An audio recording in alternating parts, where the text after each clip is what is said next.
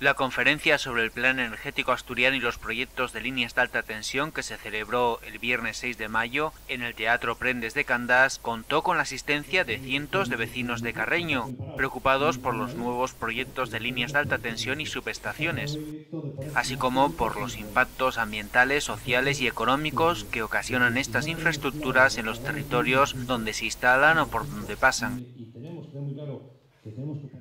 Y que algunos vecinos que están aquí, concretamente los de Bozón, que ya se... Los conferenciantes fueron el profesor de Economía Financiera de la Universidad de León, Julio Lago Rodríguez, y el también profesor de Economía Aplicada de la Universidad de Oviedo, José Alba Alonso.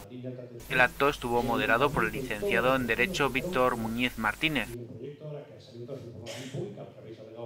La convocatoria fue organizada por las asociaciones vecinales y contaba con el apoyo del Ayuntamiento de Carreño. Aquí delante creo que hay varias personas. Los datos ofrecen un panorama claro.